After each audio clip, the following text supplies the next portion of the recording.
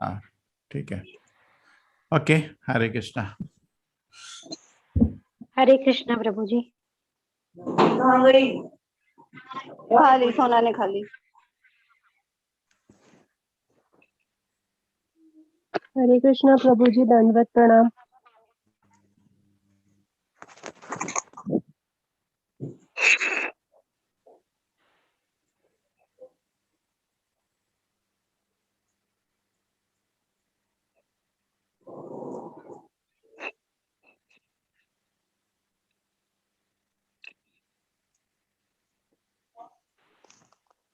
हरे कृष्णा प्रभु जी, शुरू करें प्रभु जी प्रेजेंटेशन? हाँ, शुरू करिए। जी जी प्रभु जी। हरे कृष्णा सभी को। आज का हमारा विषय है भक्त और अभक्त, डिवोटी एंड नॉन डिवोटी। सबसे पहले मैं श्री राधा गोविंद के चरणों में मेरा वंदन करती हूँ और उसके बाद श्रील प्रभुपाद जी के चरणों में मेरा दंडवत प्रणाम। हमारे शिक्षा गुरु नामानिष्ठा दास प्रभु जी को भी मेरा दंडवत प्रणाम।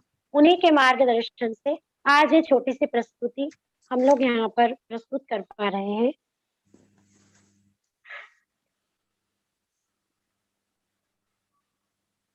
ओम अज्ञानं तिमिरान्धस्य ज्ञानं जनकशलाकया चक्षुर्मिलितं येन तस्मै श्रीगुरवे नमः। नमो विष्णुपदाय कृष्णपृष्ठाय भूतले श्रीमती भक्ति वेदांत स्वामी नामिने। नमस्ते सरस्वती देवी गौरवाणी प्रचारिणी निर्विशेषाय शून्यवादी पाश्चात्यादेशतारिणी।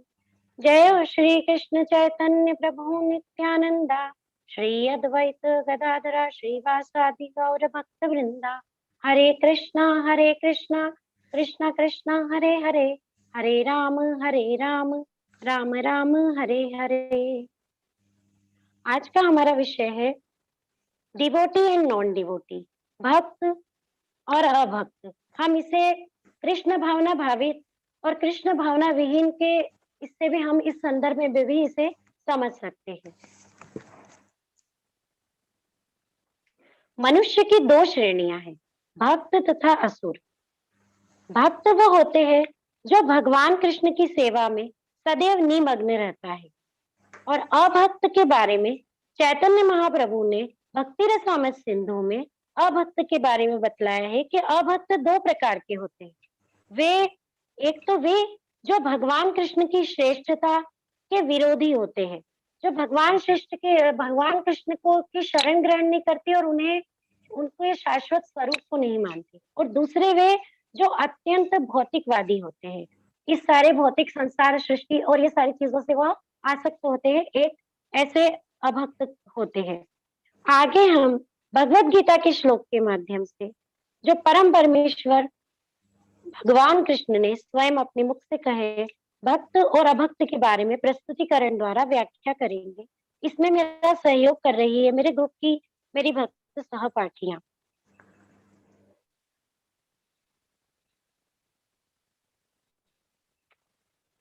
भक्त, भगवान कृष्ण ने भक्त के स्वभाव और आचरण को बताया है। भगवान भक्त या कृष्ण भावना भावित पुरुष को संत कहा जाता है। ब्रह्म संहिता में 5.38 श्लोका में कहा गया है कि संतगण भगवान गोविंद समस्त आनंद के दाता या मुकुंद मुक्ति के दाता या कृष्ण सभी को आकृष्ट करने वाले पुरुष के प्रगाढ़ प्रेम में मग्न रहने के कारण कोई भी वस्तु परम पुरुष को अर्पित किए बिना कभी ग्रहण नहीं करते। वह हमेशा भगवान के श्रवण कीर्तन और उनकी सेवा में संलग्न रहते हैं। अब तक हमने भक्त के बारे में जिस प्रकार से भगवान कृष्ण ने अर्जुन को बताया है, उसी प्रकार से अब हम आगे अभक्त के बारे में जानेंगे। अभक्त को हम दुष्कृतिनो भी कहते हैं। दुष्कृतिनो मतलब अधर्मी या दुरात्मा होते हैं या धर्मनिष्ठ होते हैं, जो धर्म को मानते नहीं है और शास्त्रों की अवहेलना करते हैं, शास्त्रों के विधि विधानों के को न मानकर अपने मन माने ढंग से अपने कर्म को करते हैं। भगवत गीता में कहा गया है कि श्री भगवान के चरण कमलों की शरण ग्रहण करने से मनुष्य प्रकृति के कठोर नियमों को लांघ सकता है। यहाँ पर यह प्रश्न उठता है कि फिर विद्वान, दार्शनिक, राजनीतिक, समाज सेवी, शासक, व्यापारी भगवान की शरण ग्रहण क्यों नहीं करते, और वे अलग अलग विधियों के माध्यम से प्रकृति के नियमों से मुक्ति की खोज करते रहते हैं। परंतु यदि यह मुक्ति भगवान की शरण ग्रहण करने से, उनके चरण कमलों में अपना सर्वस्व देने से अगर प्राप्त होती है, उनकी भक्ति करने से प्राप्त होती है ऐसी मुक्ति, तो वे जो बुद्धिमान है, श्रमशील है, वो मनुष्य इस विधि को क्यों नहीं अपनाते। समाज के जो वास्तविक विद्वान है, ब्रह्मा, शिव, कपिल, कुमारगण, मध्वाचार्य, रामानुचार्य, श्री चैतन्य महाप्रभु तथा बहुत से अन्य श्रद्धावान जो शिक्षक, दार्शनिक, विज्ञानी आदि है, उन्होंने भी परमेश्वर की शरण ग्रहण करी है। परंतु जो वास्तविक में विज्ञानी, दार्शनिक व प्रशासनिक नहीं है, वे भौतिक लाभ के लिए ऐसे बनते हैं और उन्हें वे अपने भौतिक लाभ के लिए ऐसे बनते हैं और उन्हें कोई ज्ञान नहीं होता है। वे संसार की समस्याओं का हल करने का व्यर्थ ही प्रयास करते हैं। नास्तिक योजना निर्माताओं को यहाँ पे दुष्कृतिन कहा गया है। ऐसे नास्तिकों को कृष्ण भगवान ने दुष्कृतिन कहा गया है, जिसका अर्थ होता है दृष्टजन, या कृति का अर्थ होता है पुण्यात्मा। पुण्यात्मा को हम सुकृतिनों के माध्यम से जानेंगे। दुष्कृतिनों के 4 प्रकारों से हम उन्हें जान सकते हैं। जो अधार्मिक लोग, जो कृष्ण की शरण कभी ग्रहण नहीं करते। सर्वप्रथम श्रेणी में आते हैं मूढ़ा, जो केवल भौतिक इंद्रिय सुख के लिए कठिन श्रम करते हैं, जो कि पशुओं के लिए भी उपलब्ध होता है। ऐसे व्यक्ति जो सिर्फ अपने स्वार्थ के लिए, अपनी इंद्रिय सुख के लिए कर्म करते हैं, ऐसे व्यक्तियों को मूढ़ा कहा जाता है। नराधम, वे मनुष्य जो भगवान से विस्मृत संबंध को पुनः जागृत करने के सुअवसर को खो देते हैं, भक्ति का अभ्यास करने के बाद भी इसे छोड़ देते हैं। मतलब ऐसे मनुष्य जो ये जानते हैं, उन्हें अवसर भी मिलता है, उन्हें भक्तों का संग भी मिलता है, लेकिन माया के द्वारा उनकी बुद्धि जब हर ली जाती है, तब वो ऐसे अवसर को छोड़ देते हैं और इस भौतिक संसार में अपनी इंद्रिय सुख के लिए ही अपना कर्म करते रहते हैं और भगवान की शरण कभी ग्रहण नहीं करते। तीसरी श्रेणी में मायापहत ज्ञाना, शास्त्रों का अध्ययन करने के बावजूद माया द्वारा इनके ज्ञान का अपहरण कर लिया जाता है। ऐसे व्यक्ति जो शास्त्रों का ज्ञान होता है, विधि विधानों का भी उन्हें ज्ञान होता है, मगर फिर भी वो भगवान को साधारण मनुष्य समझते हैं। ऐसे लोग होते हैं निर्विशेषवादी दार्शनिक, जिन्हें शास्त्रों का अभ्यास, शास्त्रों का ज्ञान होता है, लेकिन वो भगवान के स्वरूप को और भगवान की शाश्वतता को स्वीकार नहीं करते। चतुर्थ श्रेणी में आते हैं आसुर भाव आश्रित, भगवान से द्वेष करने वाले। ऐसे व्यक्ति जो भगवान से द्वेष रखते, भगवान को अपना शत्रु मानते, उसका उदाहरण हम हिरण्यकश्यपु, जो राजा हिरण्यकश्यपु थे, जिनके कुल में भक्त प्रहलाद जी ने का जन्म हुआ था, वे भगवान के बहुत भक्त थे, मगर वो एक असुर कुल में जन्म हुआ था। हिरण्यकश्यपु दिन भर, दिन रात भगवान श्री नारायण का स्मरण करते थे मन में, मगर शत्रु रूप में वो उनसे द्वेष करते थे। लेकिन दिन रात वो नारायण का नाम जरूर लेते थे, लेकिन वो शत्रु रूप में उनका स्मरण करते थे। ऐसे व्यक्तियों को हम आसुरम भावम आश्रितः कहते हैं। जिस प्रकार हमने अभी तक दुष्कृतिनों के बारे में यहाँ पर समझा है, उसी प्रकार एक होते हैं पुण्यात्मा, सुकृतिनों। इस पर अब हमारी सहपाठी अनामिका माता जी अपने शब्दों में प्रस्तुतिकरण करेगी। हरे कृष्णा अनामिका माता जी।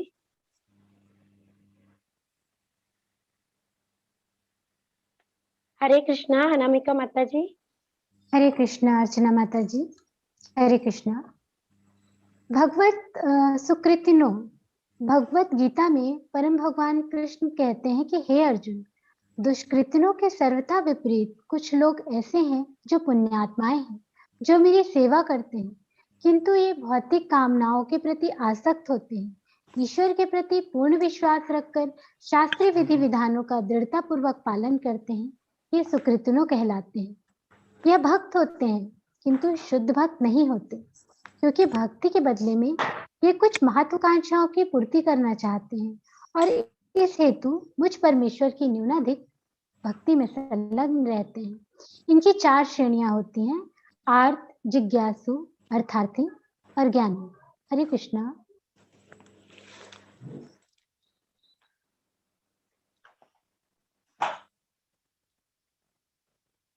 सुकृतियों सुकृतियों के कुछ उदाहरण भी हैं जो बाद में शुद्ध भक्त हो गए और परम दयालु, भक्त वत्सल, करुणा निधान की कृपा के पात्र हुए।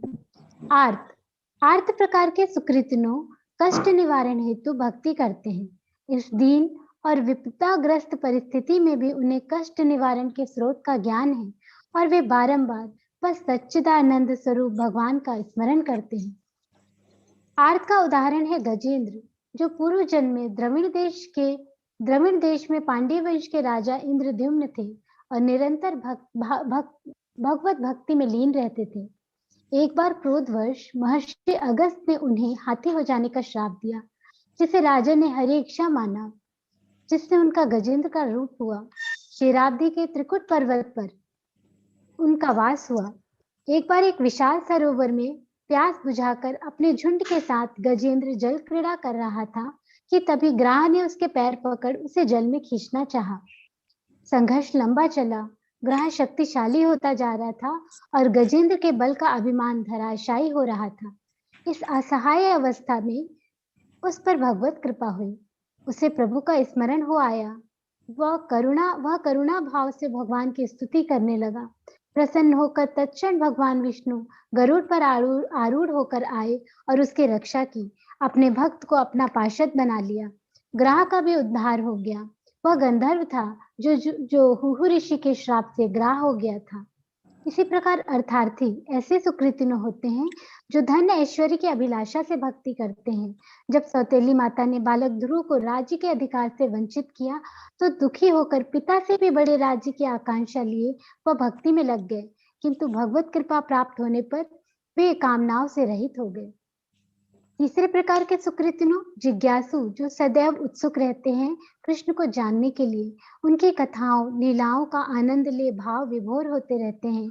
शुद्ध भक्तों का सानिध्य व आत्म साक्षात्कार से वे शुद्ध भक्त बन जाते हैं।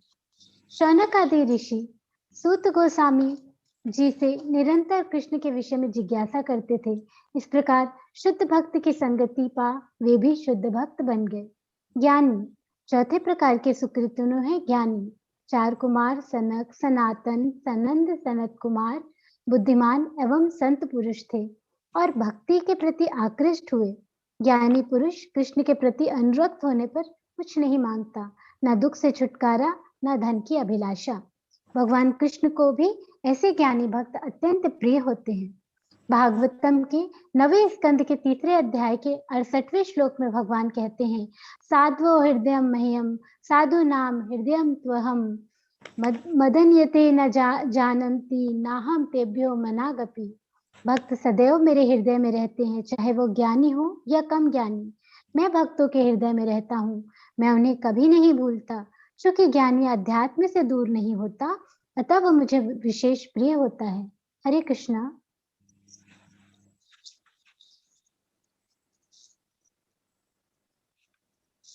शुद्ध भक्ति क्या है? जब हमने सुकृतियों के बारे में जाना कि भक्ति होते हुए भी वे शुद्ध भक्त नहीं है, तो स्वाभाविक रूप से उत्सुकता सबके मन में आएगी कि शुद्ध भक्ति क्या है। शुद्ध भक्ति निष्काम होती है, इसमें किसी भी लाभ की आकांक्षा नहीं होती। भक्ति रसामृत सिंधु के 1.11 में शुद्ध भक्त की परिभाषा इस प्रकार है, अन्याभिलाषिता शून्यम ज्ञान कर्म दया नावृतम अनुकूल्येन कृष्णानुशीलम भक्ति उत्तमा। मनुष्य का परमेश्वर के प्रति प्रेम भाव जब इच्छा से रहित हो तो वह प्रेम भक्ति है। भक्त बस भक्ति और सेवा चाहता है, कोई आकांक्षा नहीं, मोह की भी चाह नहीं, मात्र प्रभु स्मरण, प्रभु का पूजन, हर कार्य बस कृष्ण भावना भावित होकर करने की चाह। हरे कृष्णा।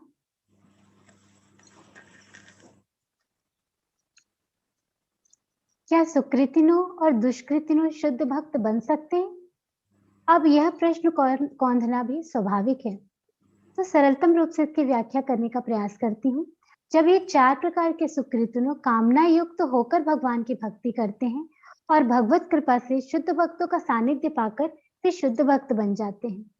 सर्वाधिक महत्वपूर्ण है भक्ति भाव का होना। इस कलयुग में यह भी दुर्लभ है। यदि शुद्ध भक्त सागर के समान है, तो स्वयं के भीतर बूंद मात्र भक्ति का होना भी कम महत्वपूर्ण नहीं है। ध्यान रहे, हर लंबी यात्रा की शुरुआत एक कदम से ही होती है। सुकृतिनों भगवत मार्ग के भ्रमित पथिक हैं और शुद्ध भक्त के सानिध्य से उन्हें भगवत धाम रूपी लक्ष्य का ज्ञान हो जाता है।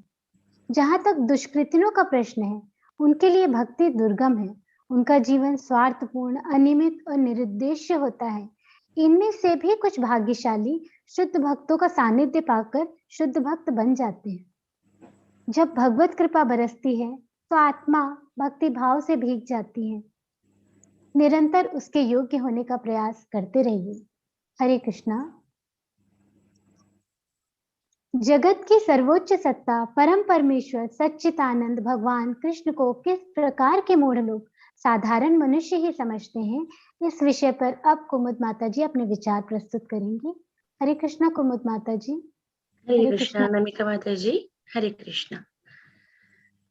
भगवान कृष्ण को सामान्य मनुष्य कौन समझते हैं?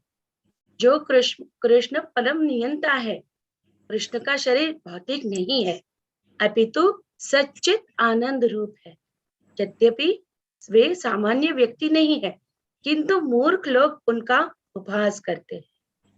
मूर्ख पुरुष ही श्री कृष्ण को सामान्य मनुष्य मानते हैं, क्योंकि वे कृष्ण के गुह्य कर्म तथा उनकी विभिन्न शक्तियों से अपरिचित होते हैं। श्री कृष्ण प्रत्येक वस्तु के स्वामी है, समस्त कारणों के कारण मुक्ति प्रदाता है।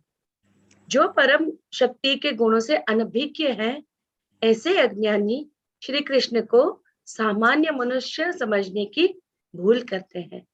श्रीमद् भागवतम के प्रथम स्कंद के प्रथम अध्याय के 20वें श्लोक में कहा गया है, कृतवान किल कर्माणि सह रामेण केशवः अतिमर्त्यानि भगवान गूढ़ कपट मानुषः।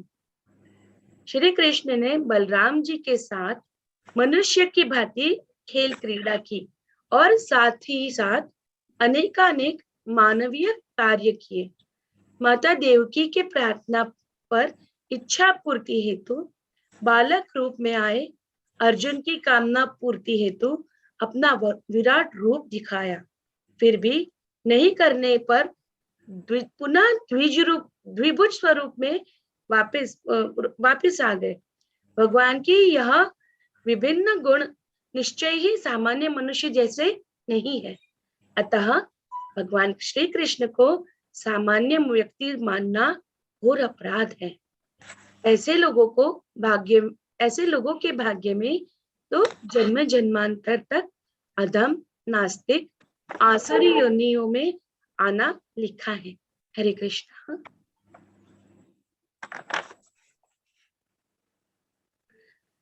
दुरात्मा कौन है? जो कृष्ण से अनभिज्ञ है, नास्तिक है। कुछ ऐसे लोग हैं जो कृष्ण भावना भावित होने का प्रपंच करते हैं, किंतु अंतःकरण से भौतिक सुख के अभिलाषी है। दूसरे शब्दों में, जो लोग कृष्ण पर हंसते हैं, उन्हें असुर या नास्तिक समझना चाहिए।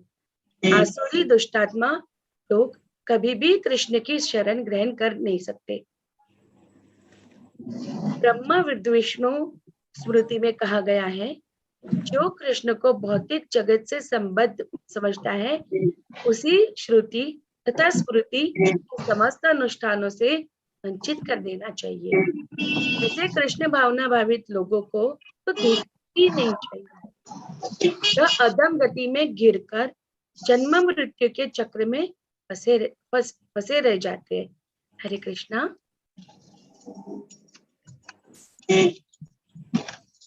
महात्मा भगवान कृष्ण के उपासक वे जो कृष्ण के भगवान कृष्ण के अतिरिक्त किसी को नहीं जानते, वे महात्मा कहलाते हैं। महात्मा अर्थात महान आत्मा, ऐसे मनुष्य जो अपने जीवन के लक्ष्य को समझते हैं, जो सदैव भगवान कृष्ण को गुणों का कीर्तन करते हैं, वे मनसा वाचा अपने सारे कार्यकलाप भगवान कृष्ण में की सेवा में लगाते हैं। यही पूर्ण कृष्ण भावना भावित अवस्था कहलाती है। एकादशी व्रत, जन्माष्टमी व्रत, आचार्यों के निर्देशों का पालन एवं विधि विधानों में दृढ़वत रहकर जो मनुष्य कृष्ण में स्थित रहता है, जो मनुष्य सक्षम गुरु के निर्देशन में इस जीवन को गृहस्थ, सन्यासी या ब्रह्मचारी रहते हुए भी भक्ति में बिता सकता है, ऐसे व्यक्ति वास्तव में महात्मा बन सकते हैं। हरे कृष्णा।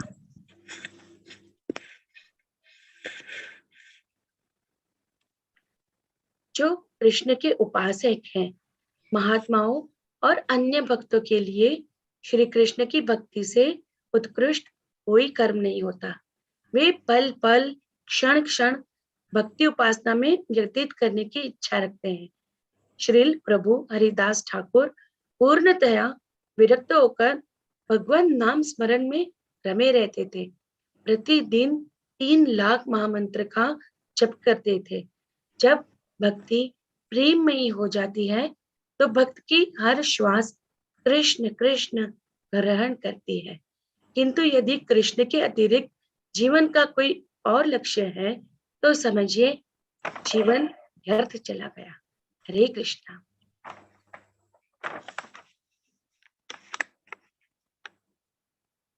माता जी हरे कृष्णा। आगे बोलिए माता जी, बोलते जाइए। भक्तों के प्रति विशेष रुचि। पिता अपने सभी बच्चों को समान रूप से स्नेह देते हैं, यह निश्चित बात है। भगवान कृष्ण सभी के प्रति समभाव रखते हैं, किंतु जो मनुष्य अवतरण उनकी प्रेमा भक्ति में लीन हो, उनके प्रति समर्पण भाव में रहता है, उनके प्रति भगवान का विशेष प्रेम होना भी स्वाभाविक है। समस्त सृष्टि के नियंता, समस्त धन ऐश्वर्य सुख प्रदान करने वाले परम परमेश्वर से भौतिक कामनाएं न करके जीवन को सार्थकता देने वाली भक्ति मांगनी चाहिए। यह स्मरण रहे कि अन्य कामनाओं की पूर्ति तो सरल है, किंतु भगवत भक्ति सरलता से नहीं देते। जो कण कण में व्याप्त है, उसके दर्शन हो जाए, वह प्रेम में दृष्टि त्रिलोक को ही देते हैं। भक्तों की प्रेमा भक्ति के मोह पाश में वह बंधन रहित भगवान सहर्ष बन जाते हैं और ऐसे भक्तों से बहुत प्रेम करते हैं। हरे कृष्णा। अब आगे अभक्तों की प्रवृत्ति व परिणामों के विषय में रीटा माता जी प्रकाश डालेंगी। हरे कृष्णा रीटा माता जी। हरे कृष्णा गुरु जी। आसुरी संपदा। भगवान अर्जुन को यह बता रहे हैं कि आसुरी प्रवृत्ति के लोग आसुरी गुण कैसे प्राप्त करते हैं। वे तभी से प्राप्त करते हैं जब वे अपनी माता के गर्भ में होते हैं, और ज्यों-ज्यों वे बढ़ते हैं त्यों-त्यों वे अशुभ गुण जैसे अभिमान, क्रोध, कठोरता व अज्ञान प्रकट होते जाते हैं। असुरों के अनुसार संसार मिथ्या है, इसका कोई आधार नहीं है और इसका नियमन किसी ईश्वर द्वारा नहीं होता, अपितु यह काम इच्छा से उत्पन्न होता है और काम के अतिरिक्त इसका कोई अन्य कारण नहीं है। उनका यह भी मानना है कि इंद्रिय तृप्ति ही मानव सभ्यता की मूल आवश्यकता है, इसलिए वह अपने अंत समय तक काम और क्रोध में लीन होकर अवैध ढंग से धन अर्जित करते रहते हैं और मृत्यु के बाद के जीवन में विश्वास नहीं रखते। ऐसे आसुरी लोग कुछ बिहावा कार्यों में भी प्रवृत्त रहते हैं, जैसे जिससे कि संसार का विनाश हो सके, जैसे कि नाभिकीय अस्त्रों का बनाना। यह भी ईश्वर के प्रति अविश्वास के कारण ही ऐसा करते हैं। आसुरी लोग सोचते हैं कि मैंने अपने शत्रुओं को मार दिया है और अन्य शत्रु भी मार दिए जाएंगे। मैं सभी वस्तुओं का स्वामी हूँ, भोक्ता हूँ, सिद्ध हूँ, शक्तिमान हूँ और सुखी हूँ, और मेरे समान कोई अन्य नहीं है। मैं धन कमाकर, यज्ञ करके, दान करके आनंद मनाऊंगा। और यज्ञ की भी वह सोचते हैं कि मैं अपनी ही विधि का निर्माण करूंगा या ऐसी कोई मशीन बना लूंगा जिससे कि मैं उच्च लोक तक पहुंच सकूं। इसका सर्वश्रेष्ठ उदाहरण रावण था। उसने एक सोने की सीढ़ी बनाने की योजना बनाई जिससे कोई भी व्यक्ति वेदों में वर्णित यज्ञों को संपन्न किए बिना स्वर्गलोक जा सकता था। उसी प्रकार आधुनिक युग में भी आसुरी लोग यांत्रिक विधि से उच्चतर लोकों में पहुंचने का प्रयास कर रहे हैं। यह मोह के उदाहरण है। हरे कृष्णा माता जी। अब आसुरी लोगों के कर्मों का क्या परिणाम होता है, या कृष्ण भगवान का आसुरी लोगों से क्या बर्ताव होता है? आसुरी लोग भगवान की श्रेष्ठता का को स्वीकार न करके अपनी इच्छा अनुसार कर्म करते हैं, लेकिन उनका अगला जन्म भगवान पर ही निर्भर करता है, उन पर नहीं। ऐसे नराधम, ईर्ष्यालु, क्रूर आसुरी लोगों को निरंतर अनेक आसुरी योनियों में जन्म लेना पड़ता है। ऐसे लोग कभी भी भगवान तक नहीं पहुंच पाते और धीरे धीरे अधमगति को प्राप्त होते हैं। हरे कृष्ण माता जी। शास्त्रों की आसुरी लोग शास्त्रों की अवहेलना भी करते हैं। शास्त्रों की अवहेलना करने का क्या फल होता है? जो शास्त्रों की अवहेलना करते हैं, मनमाने ढंग से कर्म करते हैं, उन्हें ना तो कभी सिद्धि प्राप्त होती है, ना ही वह कभी सुखी होते हैं। आसुरी लोगों को जन्म जन्मांतर तक उनके समान असुरों के गर्भ में रखा जाता है और ईश्वर की कृपा प्राप्त न होने से उनका अधःपतन होता है, जिससे उन्हें अंत में पशुओं के शरीर मिलते हैं। भगवान कृष्ण अत्यंत दयालु एवं कृपालु हैं, लेकिन असुरों पर वह कभी दया नहीं करते। यहाँ पर यह तर्क भी दिया जा सकता है कि ईश्वर यदि दयालु एवं कृपालु नहीं है असुरों पर, तो उन्हें सर्व कृपालु क्यों कहा जाता है? वह इसीलिए कि वह कभी कभी असुरों का वध भी करते हैं। यह वध भी असुरों के लिए कल्याणकारी होता है, क्योंकि उन्हें मुक्ति प्राप्त होती है, जैसे कि रावण, कंस और हिरण्यकशिपु, जो भगवान के हाथों से मृत्यु प्राप्त करके मुक्त हुए। हरे कृष्ण माता जी।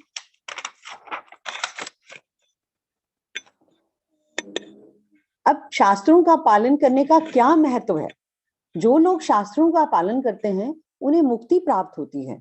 शास्त्रों में 4 मुख्य दोष नहीं पाए जाते, जैसे अपूर्ण इंद्रियां, कपटता, त्रुटि करना और मोहग्रस्त होना। अतः विधि विधान जिनका उल्लेख शास्त्रों में भी होता है, इन दोषों से परे होते हैं। सभी बड़े बड़े महात्मा, आचार्य तथा महापुरुष बिना किसी परिवर्तन के इन्हें स्वीकार कर लेते हैं। 15वें अध्याय में भी कहा गया है कि वेदों के सारे विधि विधान भगवान कृष्ण को जानने के लिए हैं। भगवत गीता के 16वें अध्याय के 24वें श्लोक, तस्मात् शास्त्रम प्रमाणम ते कार्य अकार्य व्यवस्थितो ज्ञात्वा शास्त्रा विधानोक्तम कर्तुम करम कर्तुम इह अर्हसि। अर्थात मनुष्य को यह जानना चाहिए कि शास्त्रों के विधान के अनुसार क्या कर्तव्य है और क्या अकर्तव्य है। उसे विधि विधान को जानकर कर्म करना चाहिए, जिससे वह क्रमशः ऊपर उठ सके और निरंतर अपनी उन्नति कर सके। हरे कृष्णा। अब अर्चना माता जी उपसंहार के बारे में बताएंगी।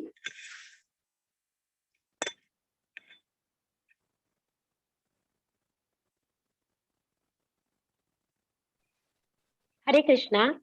इन सभी श्लोकों के माध्यम से अंत में यह सार निकलता है कि भगवान श्री चैतन्य महाप्रभु ने भक्ति की जो प्रक्रिया है उसे बहुत आसानी से बताया है। हरे कृष्णा महामंत्र का जाप करना, जिससे हम धार्मिक सेवा में व्यस्त रहते हैं। हरे कृष्ण महामंत्र संकीर्तन यज्ञ है और सबसे अच्छा मंगा व सरल त्याग है। सभी को अपने जीवन में इसे अपनाना चाहिए। इस महामंत्र के जाप से मनुष्य को शांति, सुख और सभी प्रकार का ऐश्वर्य सुख सब प्राप्त होता है। इसी के साथ मैं अपनी प्रस्तुतिकरण को यही विराम देती हूँ और अपनी जो मेरी भक्त सहपाठी है जिन्होंने मुझे इस प्रस्तुतिकरण के लिए मेरा सहयोग किया है, उन्हें भी मैं धन्यवाद देती हूँ। हरे कृष्णा, हरि बोल। श्री श्री राधा गोविंद की जय, श्रील प्रभुपाद जी की जय। हरे कृष्णा, हरि बोल। हरि बोल। हरे कृष्णा, हरे बोल। हरे कृष्णा। हरे कृष्णा। हरे कृष्ण। हरे कृष्णा। हरे कृष्ण। भक्त अभक्त, ठीक है। तो भक्त और अभक्त में बहुत बड़ा फर्क है।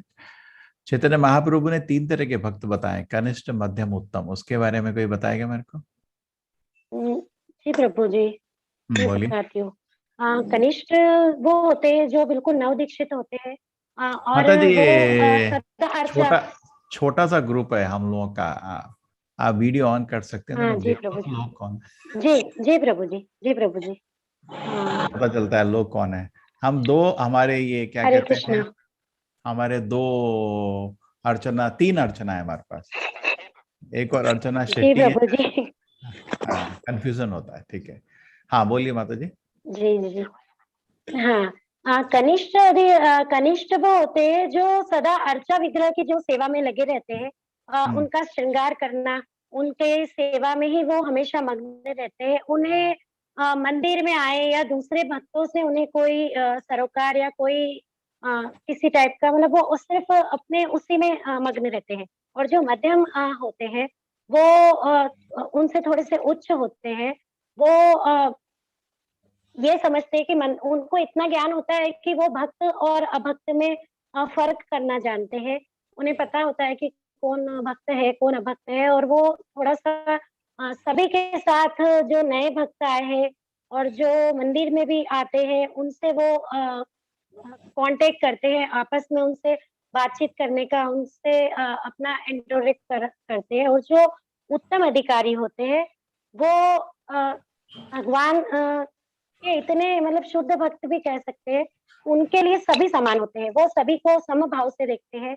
कोई भी उनके नज़रों में सारे लोग एक समान होते हैं और उन्हें भक्त, अभक्त और सभी में कोई भिन्नता नहीं रखते, वो सभी को समान अनुसार देखते हैं। इसको बहुत सिंपल से बोल सकते हैं, कनिष्ठ भक्त मतलब, मैं जब इस्कॉन ज्वाइन किया था तो एक ब्रह्मचारी मेरे आए पीछे। अरे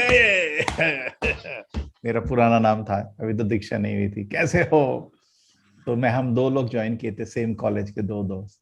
मैंने बोला ये तो शुद्ध भक्त है तो बोला इसलिए कि तेरे पीठ में 2 क्लैप मार दिया।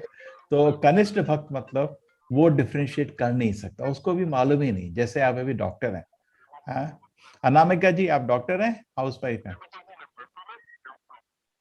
हाँ ठीक है, आपका आवाज नहीं, ठीक है। हाउस वाइफ है। आप ही गाना गाते हैं हमारे? जी जी।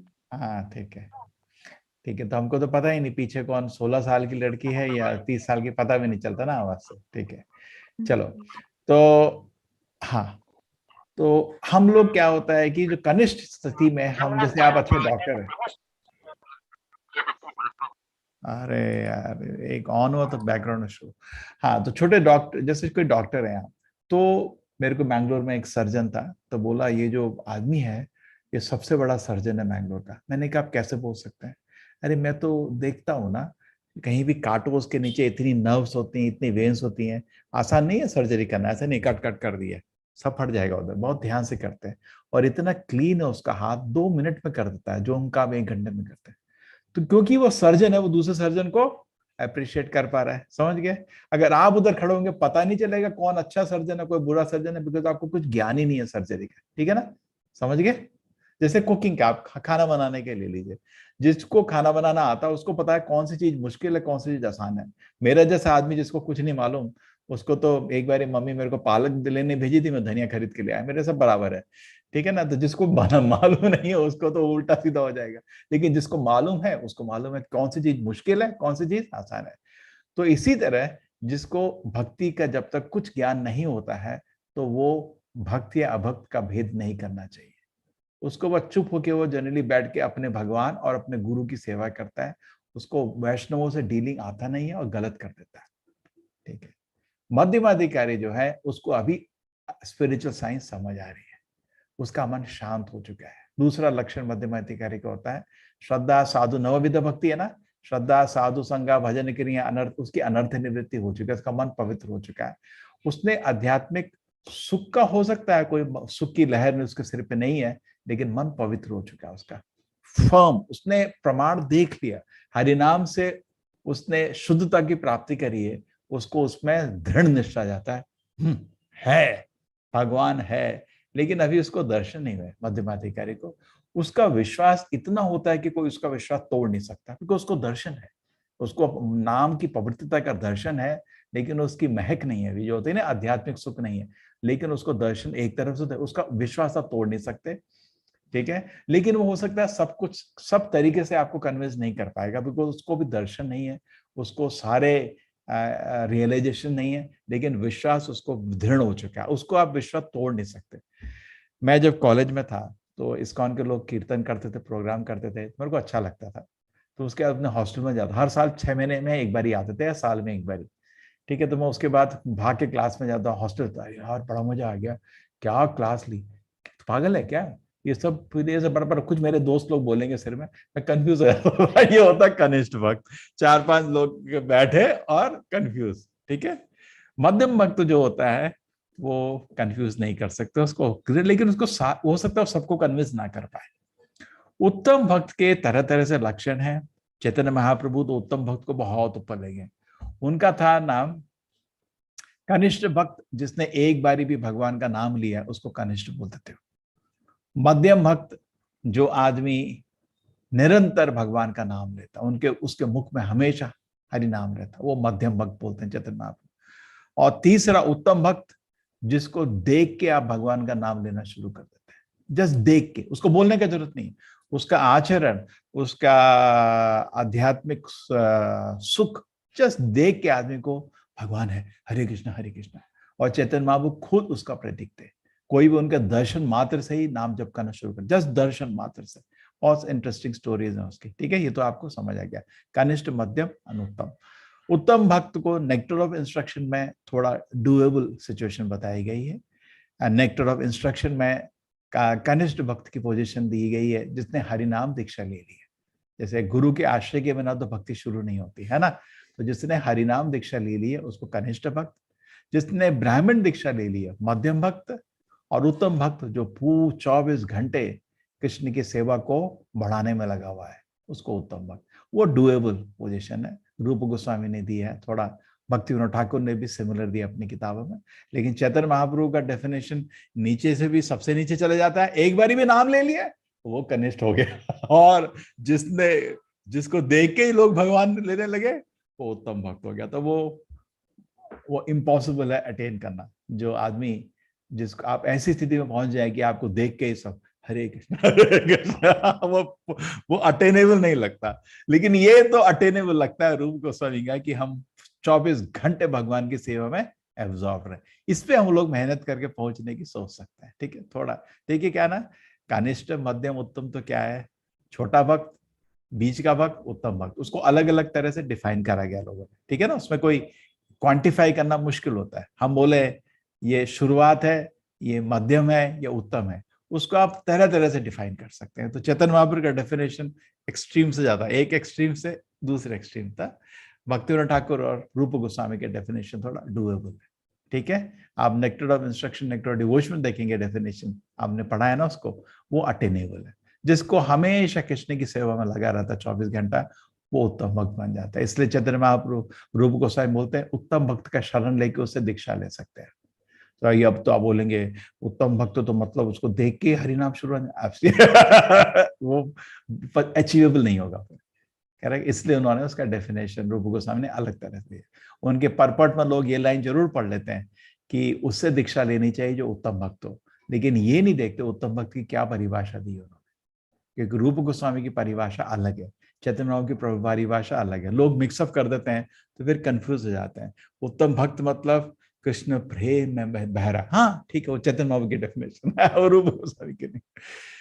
देखिए आपका पहला श्लोक में क्या बोलते हैं रूप गोस्वामी, वाचो वेगम उदर, वाचो वेगम क्या है, वाचो वेगम मनसा क्रोध वेगम जीवा वेगम उदरपस्थ वेगम एतान वेगान विषहेत धीरा सर्वान अभी मां पृथ्वी से शिष्या। तो ये तो कृष्ण प्रेम में बहने वाली बात नहीं बोली उन्होंने, है ना, लेकिन उसको गुरु का उन्होंने दे दिया ना उत्तरदायित्व, करेक्ट, जिसने वाच वेगम मनसा क्रोध वेगम, तो ये डुएबल दिया। चैतन्य महाप्रभु तो खुद उस स्थिति में थे, एक्चुअली रूप गोस्वामी भी उस स्थिति में। रूप गोस्वामी रूप मंजरी है, क्या है, रूप मंजरी, राधा कृष्ण की लीला में मंजरी, मंजरी मतलब जो उनकी सेवा में मदद करती है, ठीक है।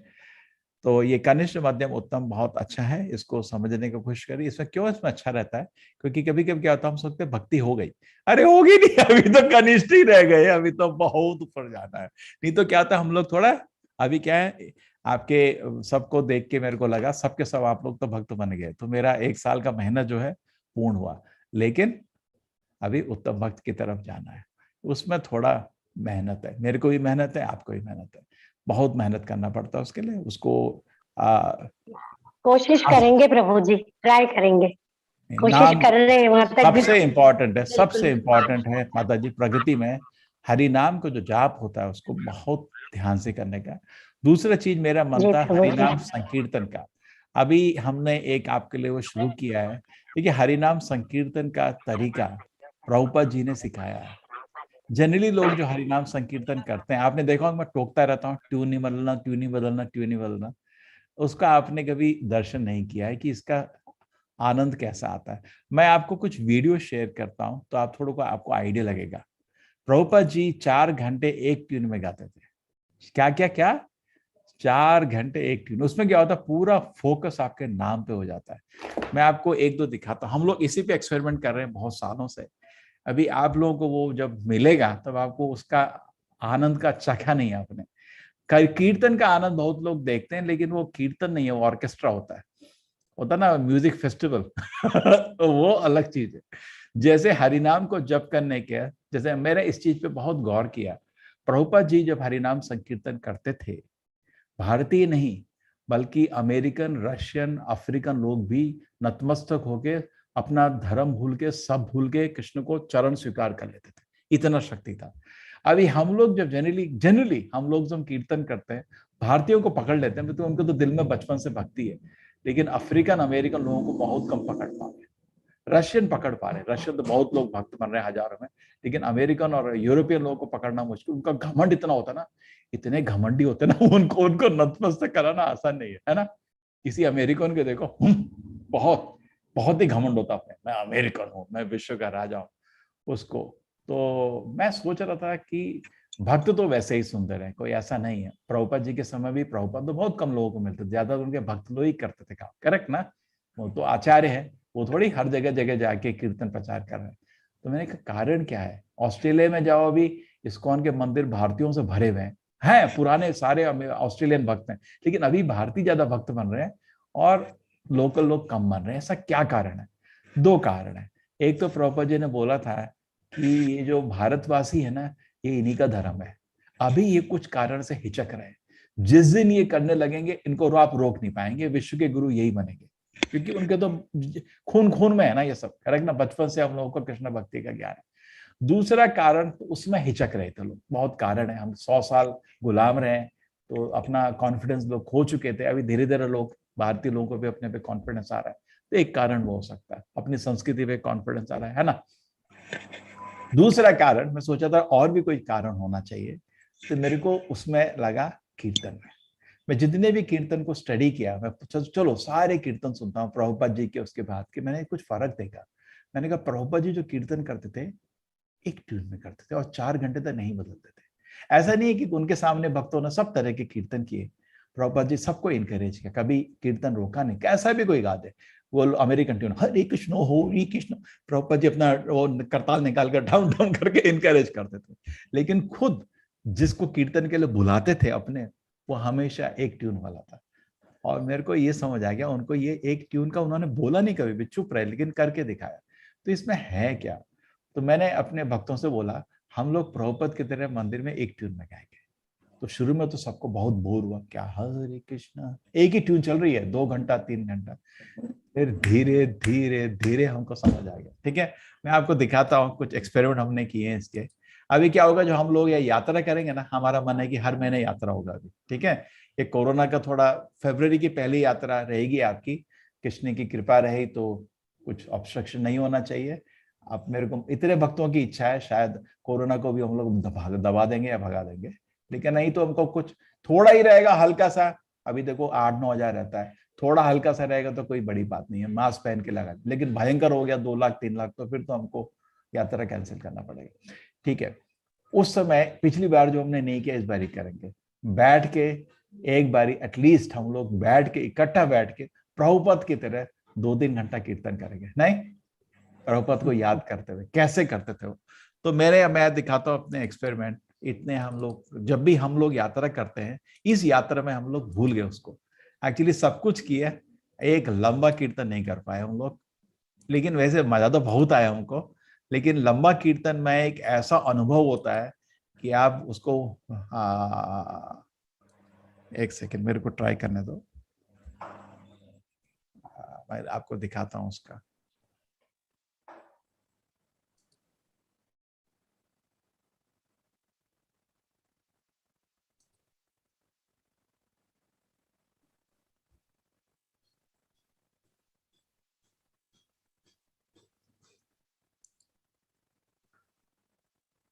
ये देखिए, ये मेरा ब्रह्मचारी था पुराना, इसकी बहुत प्रिय। आप लोग आए थे जो वृंदावन में, आपने मायापुर में इसको देखा होगा ना, केशव, देखा था आप लोगों ने। ये पुराना ब्रह्मचारी था बहुत, उसकी माँ बीमार थी, तो फिर उसको माँ ने उसको विनती किया, तो गृहस्थ आश्रम स्वीकार कर उसने किया माँ की विनती पे। तो अभी भी बहुत प्रिय हमारे। ठीक है, हम लोग उसके घर गए थे एक बारी, देखिए मेरी माँ भी, हम सब लोग उसके घर गए थे, सब डिवोटीज। हम 2-3 गाड़ी भर के कुछ 60-70 लोग गए थे उसके घर, एक बस और कुछ कार। और मैं जहाँ गया उसका कीर्तन हम सबको बहुत, उसने ये चीज सीख ली, एक ट्यून का कीर्तन। तो हमने बोला उसको तो कीर्तन कर। ठीक है, देखो सबको बैठा, सबके पैर धोए, बहुत ही नम्र भक्त है, सबके पैर धोए, बहुत प्यार से अपने घर के अंदर ले गया। कृष्ण की कृपा से बहुत धनवान है, 25 एकड़ का उसका जमीन है। ठीक है, माँ तो अभी नहीं है उसका, लेकिन अभी शादीशुदा है। तो सबके लिए वो कीर्तन किया, इतना सुंदर कीर्तन, और एक ट्यून करता वो 3 घंटा। ठीक है, अब देखिए ये कीर्तन में कैसे महक आती। सुनाई दे रहा है आप सबको? जी प्रभु जी।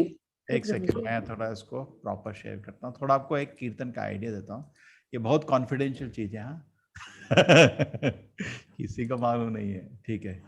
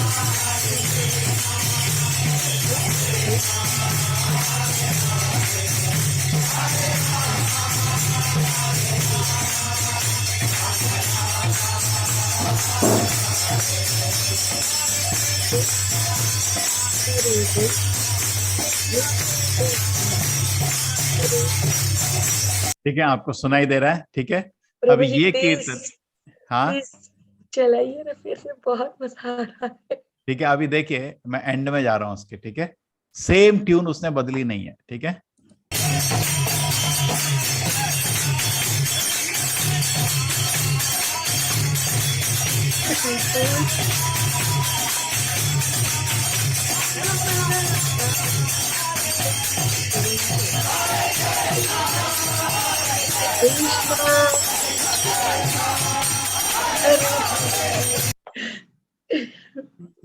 हरि बोल, हरे कृष्ण। हाँ, आप लोग देखिए क्या हो रहा था।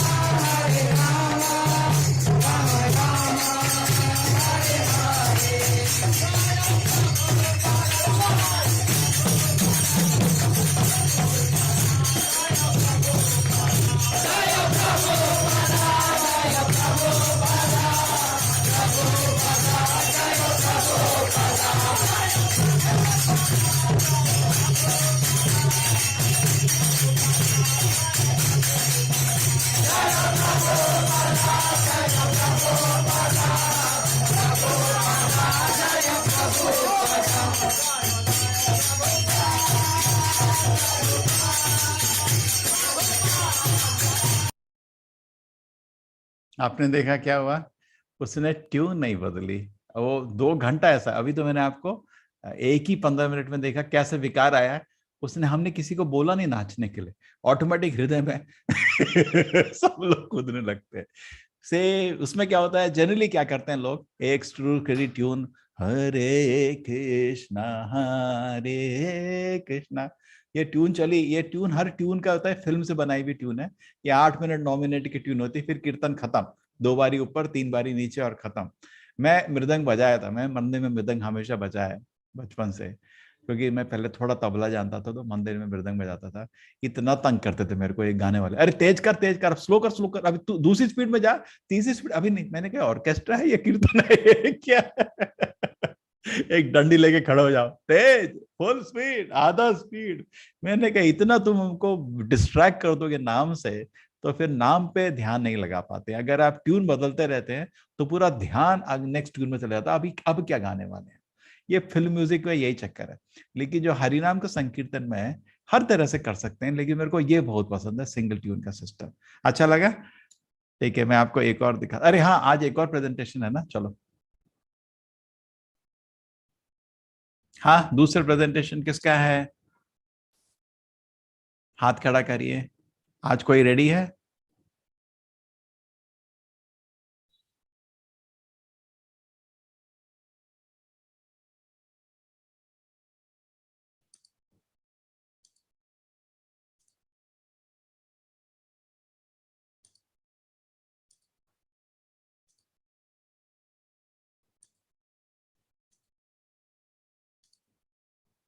हरे कृष्णा।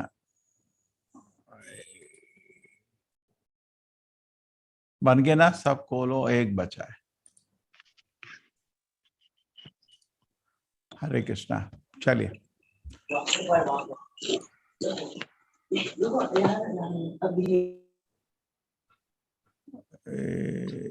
सारे बन गए को होस्ट, हाँ चलिए, आपका टॉपिक क्या है? चलो अंत में एक और कीर्तन सिखाऊंगा, दिखाऊंगा।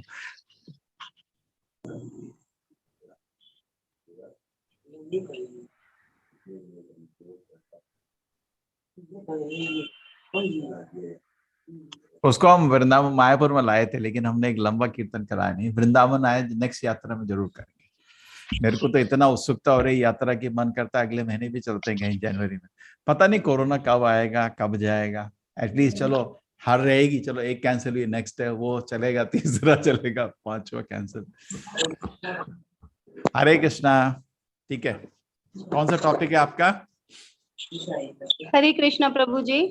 क्या टॉपिक है? भक्ति है प्रभु जी टॉपिक। शुद्ध भक्ति या भक्ति? भक्ति प्रभु जी। ठीक है।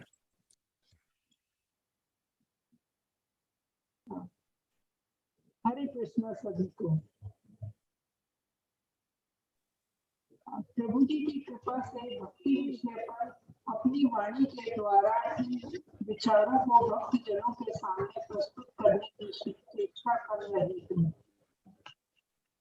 गीता जी साक्षात कृष्णामृत है, जिसमें पूरा जगत उसके। माता जी कुछ प्रॉब्लम है ऑडियो में। कुछ लोग ठीक बताओ भाई। टीम मेंबर्स, लक्ष्मी जी, राखी जी, आवाज में प्रॉब्लम है ना? हरे कृष्ण प्रभु जी, आवाज में कंपन है। थोड़ा बता दो उनको, ठीक है? जी सविता माता जी थोड़ा सा। अब आवाज आई क्लियर? हरे कृष्ण ठीक है माता जी। अभी बिल्कुल ठीक है। ठीक है। थोड़ा वॉल्यूम कम था। हरे कृष्णा सभी को। प्रभु जी की कृपा से भक्ति विषय पर अपनी वाणी के द्वारा इन विचारों को भक्त जनों के सामने प्रस्तुत करने की चेष्टा कर रही हूँ। गीता जी साक्षात कृष्णामृत है, जिसमें पूरा जगत उसके रस से सराबोर है, जिसमें इसी भावना से वशीभूत होकर भक्ति की कुछ बातों को शुद्ध भक्त जनों के सम्मुख रख रही हूँ। यदि कोई त्रुटि हो तो क्षमा कीजिएगा। आइए निर्मला माता जी से गुरु वंदना सुन हम अपने प्रस्तुतिकरण को आगे बढ़ाते हैं। हरे कृष्णा। हरे कृष्णा माता जी। निर्मला माता जी अभी उपस्थित नहीं हो पाई है किसी रीजन से, तो गुरु वंदना मैं कर देती माता जी। हरे कृष्ण माता जी करिए। ओम नमो भगवते वासुदेवाय। ओम नमो भगवते वासुदेवाय। ओम अज्ञानतिमिरान्धस्य ज्ञानजलाशलाकया चक्षुरुन्मीलितं येन तस्मै श्रीगुरुवे नमः। ओम विष्णुपदाय कृष्णपृष्ठाय भूतले श्रीमते भक्तिवेदांत स्वामिनि इति नामिने। नमस्ते सरस्वती देवी गौरवाणी प्रचारिणी निर्विशेष शून्यवादी पाश्चात्य देशे तारिणी। श्री कृष्ण चैतन्य प्रभु नित्यानंद श्री अद्वैत गदाधर श्रीवास आदि गौर भक्ति वृंद। हरे कृष्णा कृष्ण कृष्ण हरे हरे हरे राम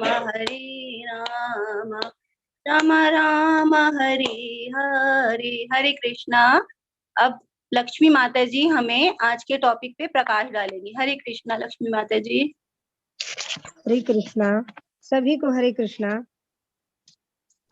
एक भागवत से श्लोक लेकर हम भक्ति विषय पर अपना विषय प्रस्तुत करते हैं।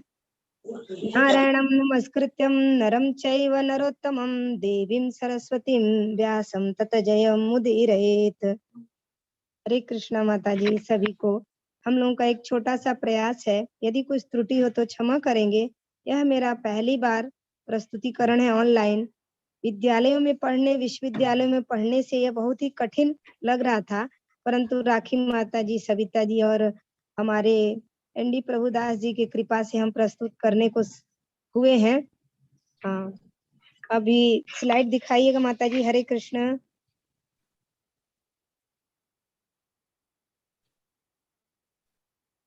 हरे कृष्ण राजकी माता जी। हरे कृष्णा माता जी। हाँ, स्लाइड दिखाई दे रही है, मैंने शेयर की है। अभी नहीं दिखाई दे रही माता जी।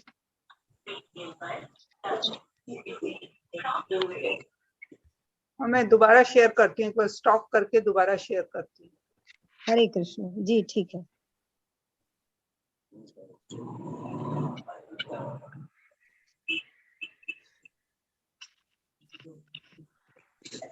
अब दिखाई दिया? हाँ जी माता जी। हाँ, हरे कृष्णा। हरे कृष्ण। भक्ति, जैसा कि नाम से ही आपने देखा है, अभी 5 मिनट पूर्व हमारे नाम निष्ठा दास प्रभु जी ने कितना बढ़िया भक्ति का व्याख्या किया था। आइए हम भी अपने एक छोटे से प्रयास से इसे देखने का एक कार्य कर रहे हैं। भक्ति, जैसा कि आप इसे नाम से देख सकते हैं, भक्ति क्या है? यह भक्ति संस्कृत के भज धातु शब्द से लिया गया है, जिसका तात्पर्य है प्रीति पूर्वक उन सभी कार्यों को करना जो कार्य कृष्ण से संबंधित है और कृष्ण की खुशी के लिए ही जो कार्य किए जा रहे हैं वे हमारे भक्ति कार्य हैं। वे भौतिक आकांक्षाओं से रहित होते हैं। वे सारे कार्य सेवा कहलाते हैं और जब व्यक्ति यह सेवा पूर्ण श्रद्धा, विश्वास, समर्पण और प्रेम के साथ करता है तो इन कार्यों को भक्ति कहा जाता है। भक्ति में व्यक्ति अपनी सारी शक्तियों को श्री कृष्ण की सेवा में लगाता है। भगवान की सेवा उसके जीवन का परम लक्ष्य होता है। भक्ति शाश्वत है। यह परम ब्रह्म की सेवा में प्रत्यक्ष कर्म है।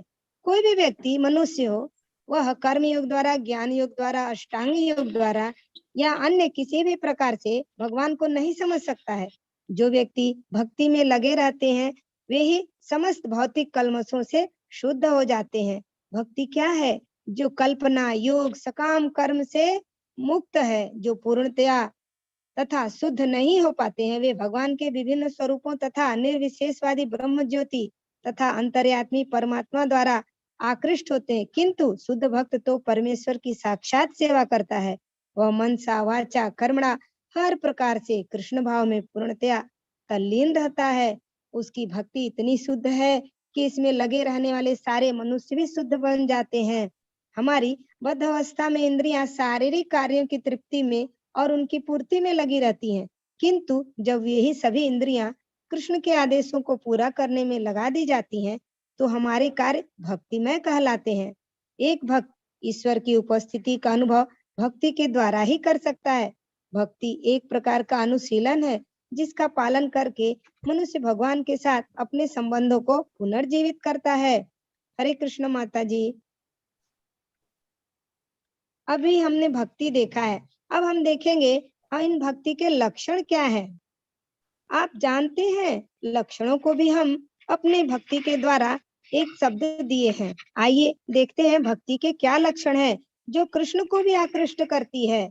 इसमें हम पहले रूप में देखते हैं, शुद्ध भक्ति समस्त प्रकार के भौतिक क्लेशों से अविलंब राहत देती है, अर्थात हमारे अंदर किसी भी प्रकार का क्लेश आता ही नहीं है। आगे हम देखते हैं, शुद्ध भक्ति समस्त कल्याण का शुभारंभ करने वाली है, शुभता है, शुभ फल देने वाली है। शुद्ध भक्ति दिव्यानंद प्रदान करने वाली है, सदानंद, विशेष आत्मा सुख देने वाली है। भक्ति बिरले को ही प्राप्त होती है, यह सुदुर्लभ है।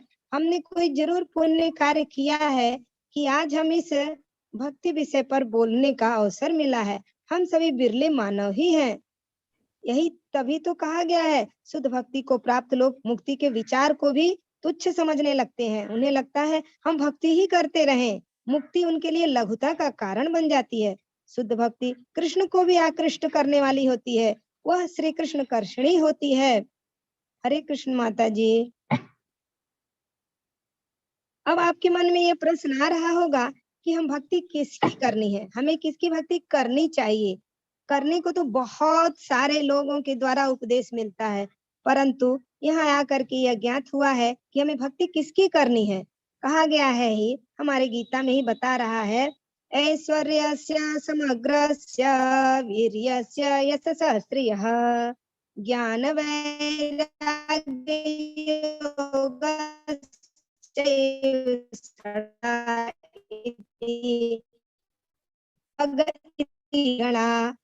समग्र शौर्य समग्र यह परिपूर्ण है। अर्थात वह कौन भगवान है? आगे हम पुनः देखते हैं। ईश्वर परमः कृष्णः सच्चिदानंद विग्रह अनादिरादि गोविंदः सर्व कारणम कारणम। अर्थात कौन है भगवान? कृष्ण ही आदि भगवान, परम सत्य परमात्मा तथा ब्रह्म ज्योति के उद्गम है। परम सत्य श्री भगवान ही कृष्ण है। समस्त आनंद के आगार गोविंद है, सच्चिदानंद स्वरूप है। पुनः एक वाक्य से हम पुनः इसे देखते हैं। बहुना जन्मना मनते ज्ञानवान्मा प्रपद्यते वासुदेवः सरमिति स ब्रह्मा सुदुर्लभः। अर्थात इसमें हम देख रहे हैं कि कौन है? कृष्ण ही आदि भगवान है, परम सत्य है, परमात्मा तथा ब्रह्म ज्योति के उद्गम है। परम सत्य श्री भगवान कृष्ण ही है। समस्त आनंद के आगार गोविंद है, वे सच्चिदानंद स्वरूप है। आगे पुनः एक बताया जा रहा है कि मत्तः परतरम नान्यं किंचिदस्ति धनंजय मयि सर्वमिदं प्रोतम सूत्रे मणिगणा इव। अर्थात कृष्ण ने स्वयं ही क्या कहा है कि जिसने यह जान लिया है कि मैं ही कारण में हूँ, वह अत्यंत दुर्लभ प्राणी है। अर्थात मैं ही भगवान हूँ, इसे जान लिया वही दुर्लभ प्राणी है। कृष्ण ने स्वयं कहा है, मुझसे श्रेष्ठ कोई सत्य नहीं है, सब कुछ मुझ पर ही आश्रित है। अभी देखा आपने भक्ति किसकी करनी है? उत्तर तो आपको मिल ही गया होगा, भगवान श्री कृष्ण की हमें भक्ति करनी है। हरे कृष्ण माता जी, हरे कृष्ण। अभी आप लोग देखेंगे कि हम भक्ति यूं ही श्री कृष्ण महाराज की नहीं कर रहे हैं, वे हमारे आराध्य यूं ही नहीं बने हैं। हमारे उपनिषदों में, पुराणों में, वेदांत सूत्रों में, विविध प्रकार के जितने हमारे प्रमाणिक ग्रंथ हैं, उसमें लिखा हुआ है कि भक्ति क्या है। तो भक्ति से सारे कार्य अविलंब पूर्ण हो जाते हैं। भक्ति से भौतिक त्याग करने की भावनाओं का जन्म होता है। पद्म पुराण भी क्या कहते हैं?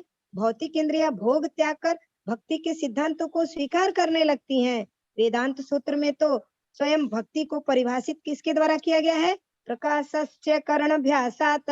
अर्थात हम अभ्यास करते हैं तो हमें प्रकाश की प्राप्ति होती है, और बारंबार नाम जाप करते हैं तो हम भक्ति में स्वतः ही तल्लीन हो जाते हैं। हरे कृष्ण माता जी। आइए अब हम देखें कि हमारे जो महान संत हुए हैं, जो हमारे महाभागवत पुरुष हुए हैं, उनके द्वारा भक्ति का क्या वर्णन है। देखिए देवर्षि नारद जी ने क्या कहा है। नाहं वसामि वैकुंठे योगिनं हृदयं न च यद वक्ता यत्र गायन्ति तत्र तिष्ठामि नारद। देवर्षि नारद जब भगवान से इसे बात कर रहे थे तो पूछ रहे थे कि भक्ति क्या है, तो उन्होंने क्या कहा? स्वयं भगवान ने नारद जी को कहा कि देखो मैं कहीं नहीं बसता हूँ, मैं तो सिर्फ नाम जाप में बसता हूँ। उन्हीं के अनुसार अपने सकर्मों को भगवान को जो अर्पण करता है और थोड़ा सा विस्मरण हो गया तो वो व्याकुल हो जाता है कि मैंने क्या छोड़ दिया, मैंने क्या छोड़ दिया। अर्थात जैसे मछली को जल से आप निकालते हैं तो उसका जीवन क्या होता है? वह जीवित नहीं रह पाती है, उसका जल ही कीर्तन है। वैसे ही हमारे लिए हमारा संकीर्तन ही हमारी भक्ति है। आगे वेद व्यास जी भी क्या कहते हैं कि भक्ति एनानुराग, अर्थात जहाँ अनुराग है, प्रेम है, समर्पण है, वही भक्ति है। चैतन्य महाप्रभु जी के मतानुसार क्या कह रहे हैं? चैतन्य महाप्रभु ने दिव्य भक्ति की तुलना जीव के हृदय में बीज बोने से किए हैं। भक्ति बीज के सदृश है। जैसे जैसे पौधा बढ़ता है, हम उसकी यदि उचित देखभाल करते हैं तो उसमें समय आने पे फूल फल आते हैं। उसी प्रकार भक्ति रूपी पौधे में भी फल आते हैं और श्रवण कीर्तन के रूप में उसका सिंचन चलता रहता है। यही पौधा पूर्ण रूप से भगवान के चरण कमलों की शरण ग्रहण कर लेता है तो भक्त पूर्णतया भगवत प्रेम में लीन हो जाता है। अभी हम देख रहे हैं इन लोगों के द्वारा हमने भक्ति देखी। अब आइए हम देखते हैं हमारे शील गोस्वामी जी ने क्या कहा है। नारद पंचरात्र के एक श्लोक का वर्णन करते हुए रूप गोस्वामी जी कहते हैं, मनुष्य को समस्त उपाधियों से मुक्त होना चाहिए और कृष्ण की भावना द्वारा समस्त भौतिक कलमश से शुद्ध हो जाना चाहिए। उसे फिर से अपनी शुद्ध पहचान प्राप्त करनी चाहिए, जिससे वह अपनी इंद्रियों को और इंद्रियों के स्वामी को अर्थात हमारे श्री कृष्ण जी की सेवा में लगा सके। अतएव जब हमारी इंद्रियां और इंद्रियों के वास्तविक स्वामी गोविंद में लग जाती हैं तो इसे भक्ति कहते हैं। हरे कृष्ण माता जी। अभी तो हमने देखा हमें भक्ति किसकी करनी है और हम भक्ति करते हैं तो हमें क्या क्या होता है, परंतु ये भक्ति क्या है और ये भक्त कौन है, इनके बारे में भी हम थोड़ा बहुत जान जाए। भक्त क्या है, अपने अपने शब्दों में हम इन्हें अलग अलग दिया है। जो भगवान के प्रति निष्ठापूर्वक समर्पित होकर सदैव भगवान की सेवा में तल्लीन रहता है और भगवान की प्रसन्नता के सिवा कुछ भी नहीं रहता है। काम भी कृष्ण की सेवा भी नहीं चाहता है।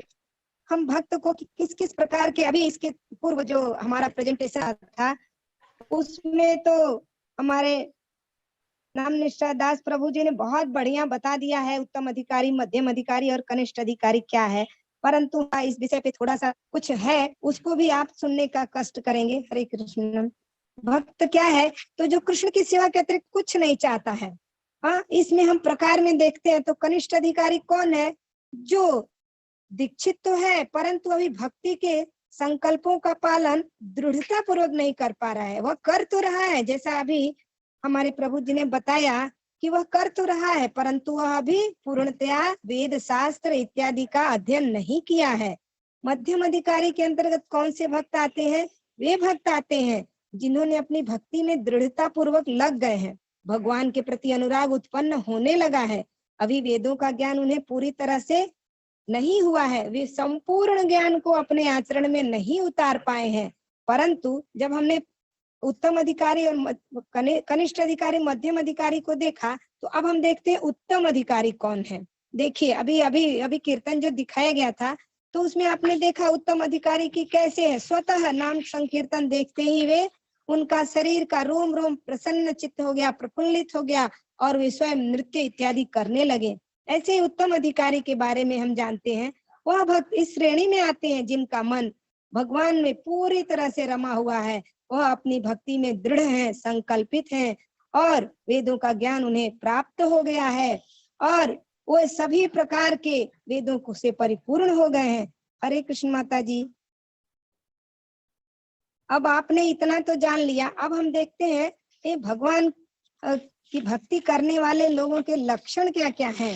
यहाँ हम देखते हैं कि ऐसे सामान्य हर जीव के अंदर, हर लोगों के अंदर ये सारे गुण रहते हैं, परंतु जो भक्त बनते हैं, हरि कीर्तन संकीर्तन करने लगते हैं, उनमें गुण स्वतः उत्पन्न हो जाते हैं। इनके सामान्य लक्षण आप देखिए तो वे किसी से राग द्वेष नहीं करते हैं, सभी जीवों पर वे दयालुता का व्यवहार करते हैं, किसी को कष्ट नहीं देते हैं, वे मानते हैं कि सब में भगवान का अंश है, इस देह में देही है, जो विराजमान है वह कृष्ण ही है, उसे हम कष्ट नहीं देते हैं। वे आत्म संयमी होते हैं, वे आत्म संतुष्ट होते हैं, सहिष्णुशील होते हैं, मिथ्या अहंकार से मुक्त होते हैं और भय रहित होते हैं, सभी प्रकार की चिंताओं से मुक्त होते हैं, समभाव होते हैं, सुख दुख हानि लाभ मान अपमान गर्मी यश अपयश सभी स्थितियों में, विषम परिस्थितियों में विचलित नहीं होते हैं, वे दक्षता पूर्ण होते हैं, ज्ञान में उनकी दृढ़ता रहती है,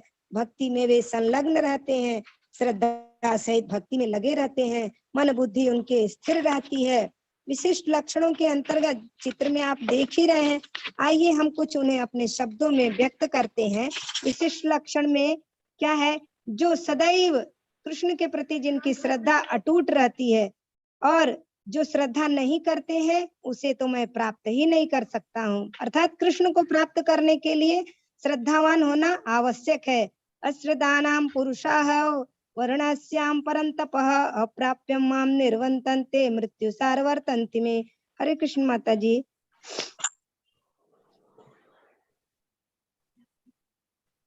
और आगे कर्म श्री कृष्ण के आदेशानुसार करते हैं। चेतसाम, अभी इसके पहले वाला ही माता जी,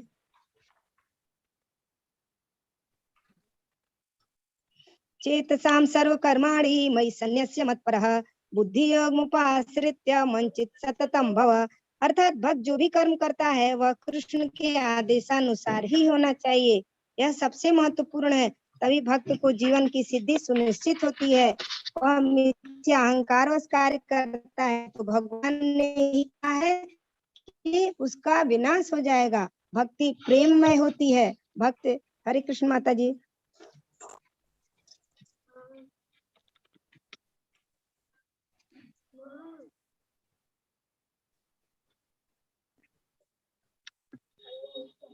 ये सभी विशिष्ट लक्षण है।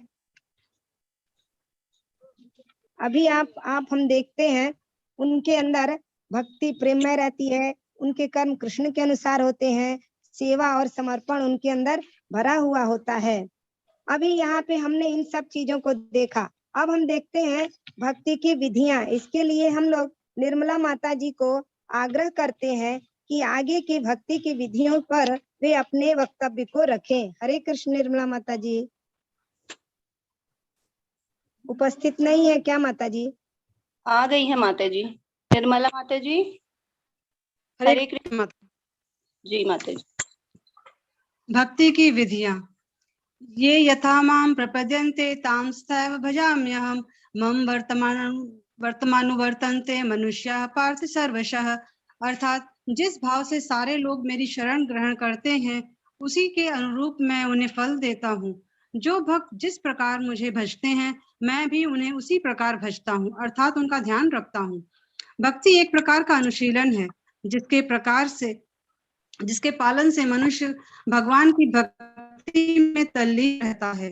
जो भक्ति करना चाहते हैं उनके लिए अनेक विधियां हैं। क्रमिक विकास, प्रत्यक्ष और अप्रत्यक्ष विधि, नवधा भक्ति। हरे कृष्णा। हरे कृष्ण माता जी।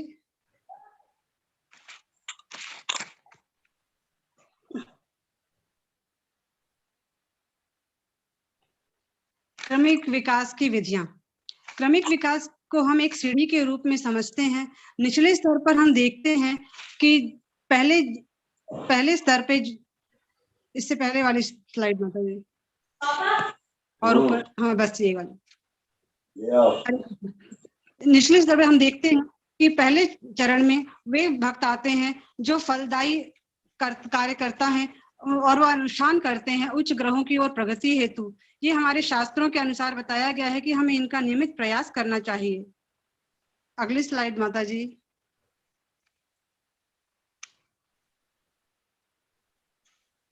अपने दूसरे चरण में आता है, जो पहले चरण में है वो कर्म कांड है।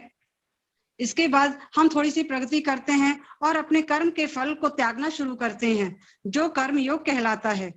अब उससे और ऊपर जब चलते हैं तो फल त्याग, ब्रह्म ज्ञान का अनुमान लगाना, तपस्या, वेदों का अध्ययन आदि का हम अभ्यास करते हैं। यह ज्ञान योग कहलाता है। फल त्यागना, ज्ञान, बुद्धि एवं इंद्रियों पर नियंत्रण अष्टांग पद्धति द्वारा और हृदय में स्थिर परमात्मा का ध्यान, यह ध्यान योग कहलाता है। और इससे ऊपर जब हम और आगे भक्ति करते हुए आगे बढ़ते हैं तो उसमें सर्वोच्च स्वामी भगवान की साधना भक्ति में लग जाते हैं और यह भक्ति योग कहलाता है। और जब इससे भी ऊपर उठ जाते हैं तो वो प्रेमा भक्ति होती है। मनसा वाचा कर्मणा पूर्ण समर्पण, यह अनन्य भक्ति कहलाती है। हरे कृष्ण माता जी।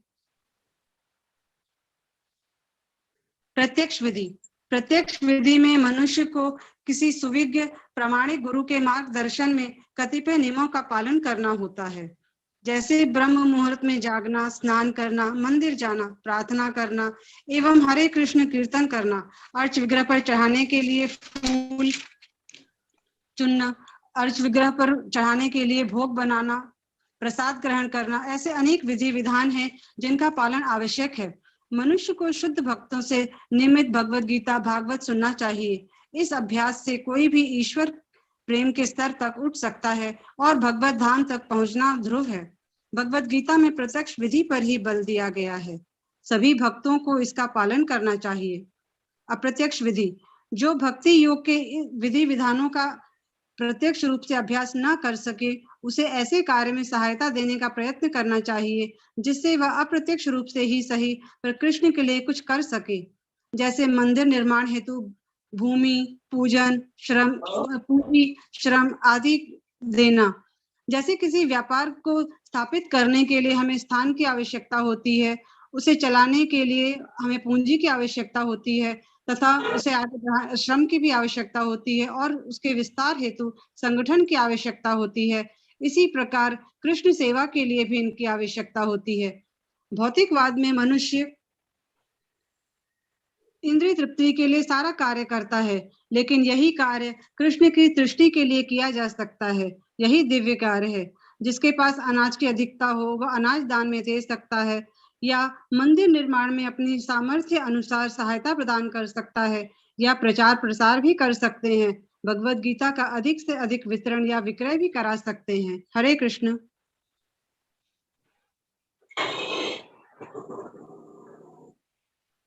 नवधा भक्ति। श्रवणम कीर्तनम विष्णु स्मरणम पाद सेवनम अर्चनम वंदनम दास्यम साख्यम आत्मनिवेदनम। नवधा भक्ति श्रवण कीर्तन स्मरण पाद सेवन अर्चन वंदन दास्य साख्य और आत्मनिवेदन भक्ति के इन 9 साधनों में लगा रहता है। मनुष्य चाहे तो इन 9 साधनों में रत रह सकता है अथवा 8 में 7 में, नहीं तो कम से कम 1 में रत रहना चाहिए, तब वह निश्चित रूप से कृतार्थ हो जाएगा। आइए अब हम इन सभी 9 विधियों को विस्तार से समझते हैं। श्रवण। श्रवण के अंतर्गत ईश्वर के चरित्र, उनकी लीला कथा, शक्ति स्रोत इत्यादि को श्रद्धा सहित प्रतिदिन सुनना और प्रभु में लीन रहना श्रवण भक्ति कहलाता है। इसका सबसे अच्छा उदाहरण परीक्षित महाराज हैं, जिन्होंने 7 दिनों तक लगातार भागवत सुनी थी। कीर्तन। भगवान की महिमा का भजन करना, उत्साह के साथ उनके पराक्रम को काव्य के रूप में याद करना और उन्हें वंदन करना ही भक्ति का कीर्तन स्वरूप है। इसके उदाहरण है सुखदेव स्वामी। स्मरण। शुद्ध मन से भगवान का प्रतिदिन स्मरण करना, उनकी कृपा के लिए उन्हें धन्यवाद करते रहना और मन ही मन उनके नाम का जाप करते रहना स्मरण भक्ति कहलाता है। इसके उदाहरण प्रहलाद हैं। पाद सेवन। स्वयं को ईश्वर के चरणों में समर्पित कर देना, जीवन की नया और अच्छे बुरे कर्मों के साथ शरण में जाना ही पाद सेवन कहलाता है। इसका उदाहरण लक्ष्मी है। अर्चन। मन वचन और कर्म द्वारा पवित्र सामग्री से ईश्वर की पूजा करना अर्चन कहलाता है। इसके उदाहरण पूजन राजा हैं। वंदन। भगवान की मूर्ति में प्राण प्रतिष्ठा करके प्रतिदिन विधि विधान से पूजन के बाद उन्हें प्रणाम करना वंदन कहलाता है।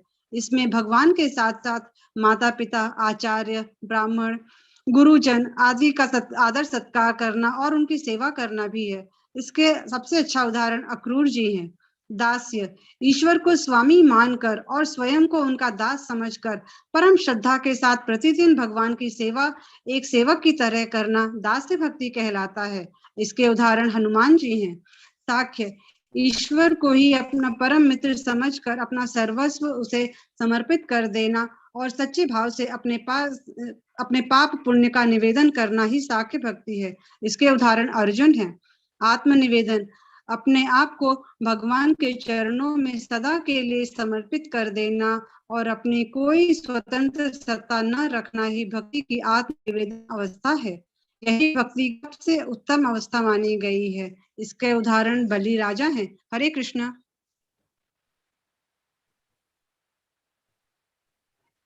कृष्ण भावना अमृत भक्ति प्रामाणिक गुरु के निर्देशन में की जाती है। यह भक्ति शास्त्रों में दिए गए विधि विधानों का पालन करके की जा सकती है। इसमें गुरु के आदेशों को दृढ़ता से पालन करना होता है। इसे हम ABCD के माध्यम से समझते हैं। A. एसोसिएशन ऑफ डिवोटी यानी भक्तों का संघ। B. बुक रीडिंग यानी वेदों का अध्ययन। C. चैंटिंग सतत जाप एवं कीर्तन। और D. डाइट यानी प्रसाद को ग्रहण करना। जब भक्त प्रामाणिक गुरु बनाकर भक्तों का संग करके ग्रंथों का अध्ययन, संकीर्तन, यज्ञ, जाप द्वारा भक्ति करता है तो यह भक्ति शुद्ध भक्ति है। यही सही तरह से प्रत्यक्ष विधि है। और हमारे तीर्थ स्थानों का भ्रमण एवं वास। श्रील प्रभुपाद जी का कहना है कि भक्तों को तीर्थ स्थानों का भ्रमण करना चाहिए और हो सके तो 2-4 दिन वास भी करना चाहिए। कार्तिक मास अति शुभ है। इस माह में तो अवश्य ही भ्रमण एवं वास किया जाना चाहिए। हरे कृष्ण। हरे कृष्ण माता जी।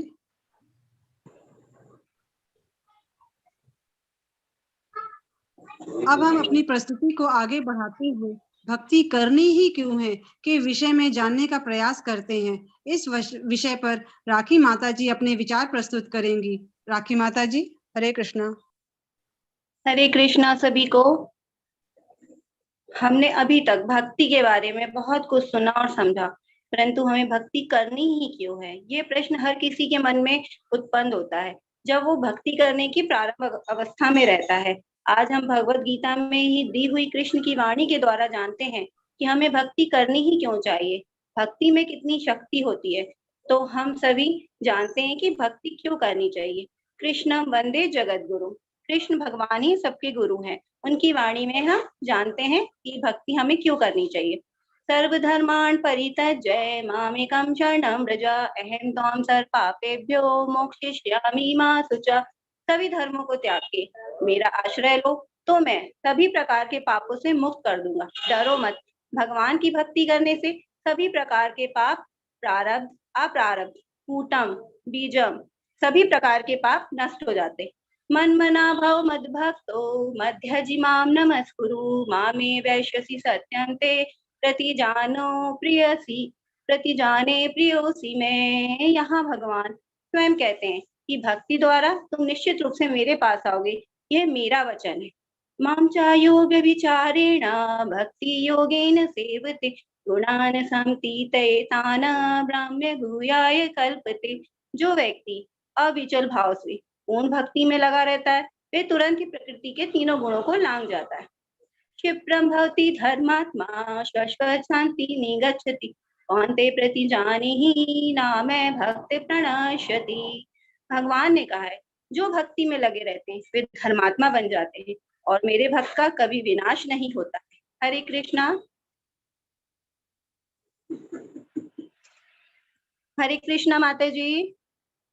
अपि चेत सुदुराचारो भजते माम अनन्य भाव साधुरेव समन्तव्य सम्यक व्यवस्थितो ही सा। जो लोग भक्ति में रत रहते हैं, यदि उनसे भूलवश कोई अपराध हो भी जाता है तो भगवान बड़े से बड़े अपराध को सब क्षमा कर देते हैं। जरा मरण मोक्षाय मामाश्रिताय तंति ये ते ब्राह्मे तद्वेदु प्रसन्नम आध्यात्मकं कर्म चाखिलम। भक्ति में लगे लोग जन्म मृत्यु जरा व्याधि से मुक्त होकर जन्म के चक्र से आजाद हो जाते और भगवत धाम में निवास करते। मामुपेत पुनर्जन्म दुःखालयम आशाश्वतम नाम नाप्नुवन्ति महात्माना सिद्धिं परमां गता। भक्ति योगी दुखों से युक्त इस अनित्य जगत में नहीं लौटते, क्योंकि उन्हें परम सिद्धि प्राप्त हो जाती है। भक्ति हमें परम सिद्धि प्रदान करती है। वेदेषु यज्ञेषु तपासु चैव दानेषु यत्ते पुण्यफलं प्रदिष्टम् अत्येति तद् सर्वम् इदं विदित्वा योगी परम स्थानमुपैति चाद्यम्। वेदाध्ययन, तपस्या, दान तथा सकाम कर्म सभी कार्यों के फल की प्राप्ति केवल भक्ति से ही हो जाती है। हरे कृष्णा। समो अहम सर्वभूतेषु नामे भक्त प्रिय नामे द्वेषो अस्ति ना प्रिया ये भजन्ति तु मा भक्त्या मयि तेषु चाप्यहम्। भगवान किसी से पक्षपात नहीं करते, ना किसी से द्वेष करते हैं, किंतु जो भी भक्ति पूर्वक मेरी सेवा करता है मेरा मित्र है और वो भी मैं भी उसका मित्र हूँ। मां ही पार्थ व्यपाश्रित्य ये शैव पाप योनः स्त्रियो वैश्यास्तथा शूद्रास्तेऽपि यान्ति परां गति। निम्न जन्म स्त्री, वैश्यवर्ण या शूद्रवर्ण या अन्य किसी के लिए भी भक्ति में कोई भेदभाव नहीं है। भगवान सभी भक्ति योगी को उनकी भक्ति के अनुसार समान सद्गति देते हैं। अनन्यास चिन्तयन्तो मां ये जना पर्युपासते तेषां नित्यभियुक्तानां योगक्षेमं वहाम्यहम्। भगवान भक्त की सारी आवश्यकताओं को पूर्ण करते हैं और उनके पास जो कुछ भी है उनकी रक्षा करते हैं। एक भक्त का पूरी तरह संरक्षण करते हैं। तेषां सततयुक्तानां भजतां प्रीतिपूर्वकं ददामि बुद्धियोगं तं येन मामुपयान्ति ते। जो भक्त निरंतर प्रेम पूर्वक मेरी भक्ति करता है उन्हें मैं ज्ञान प्रदान करता हूँ, जिस ज्ञान से वह अपनी समस्त भौतिक इंद्रियों पर नियंत्रण करके मन, बुद्धि, श्रद्धा तथा समर्पण द्वारा समस्त भौतिक कलमश से शुद्ध हो जाता है। आकामः सर्वे कामो वा मोक्षकामा उदारदीय तीव्रेण भक्ति योगेन यजेत पुरुषं परम। मनुष्य चाहे निष्काम हो या फल की इच्छा हो या मुक्ति की इच्छा ही क्यों ना हो, उसे पूरे सामर्थ्य से भगवान की सेवा करनी चाहिए, जिससे उसे पूर्ण सिद्धि प्राप्त हो सके। अर्थात जो लोग मुक्ति पाने के लिए भक्ति करते, भगवान उन्हें मुक्ति प्रदान करते हैं। अर्थात हम भगवान की वाणी से ही जाने हैं इस भक्ति में कितनी ज्यादा शक्ति है। और भी बहुत सारे लाभ है भक्ति करने से, पर यहाँ ये जानने योग्य बात है कि एक भक्त तो केवल भक्ति ही में ही लगा रहता है, उसे किसी भी प्रकार के फल की इच्छा नहीं रहती, भगवान से मुक्ति तक की इच्छा नहीं रखता।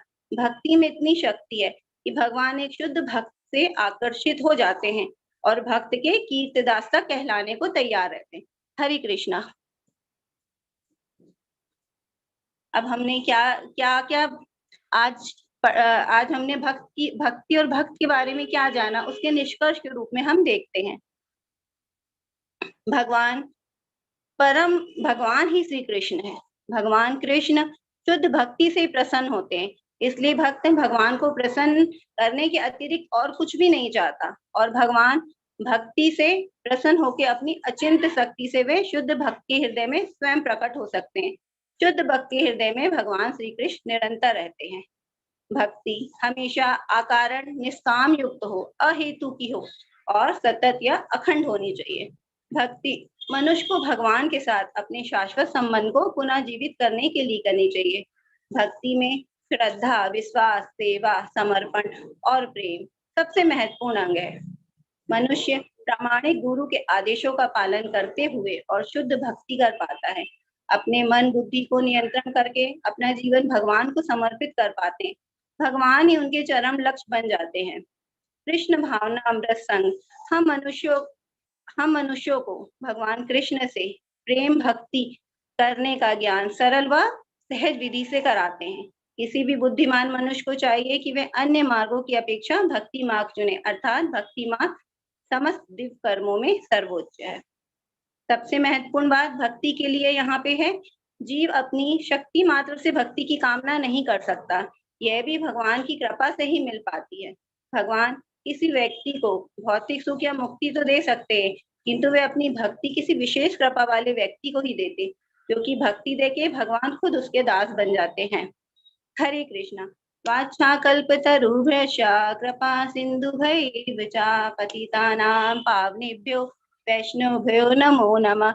हरि ओम तत्सत्। हरि ओम तत्सत्। श्री कृष्ण शरणं मम दासोऽहं कृष्ण तवास्मि। श्री कृष्ण शरणं मम दासोऽहं कृष्ण तवास्मि। श्री कृष्ण शरणं मम दासोऽहं कृष्ण तवास्मि। हरि ओम तत्सत्। हरे कृष्ण। राखी अग्रवाल, सविता पनवार और निर्मला भारती, है ना? हरे कृष्णा जी। हरे कृष्णा। हरे तीन लोग थे हरे ना? कृष्णा। हरे कृष्णा प्रभु जी। लक्ष्मी जी, अच्छा है। लक्ष्मी माता जी भी, लक्ष्मी जी माता। हरे कृष्णा। लक्ष्मी एक मिस हो गया। हाँ जी, हाँ जी। कोई बात नहीं, हम बहुत श्री लक्ष्मी। हम भाग रहे थे ना, आपने हमें पकड़ लिया, हम भाग रहे थे प्रभु जी। कहाँ हरे से? कृष्णा। श्री लक्ष्मी। हम बस श्रोता चाह रहे थे प्रभु जी। आपने पिछली बार अनमयस्क होकर के बोला ना, आप नाराज हो गए, तो हमने कहा ठीक है, हमें भी सेवा दे दीजिए, ये भगवान की कृपा है। हमने आपके आदेश का अक्षरशः पालन किया प्रभु जी।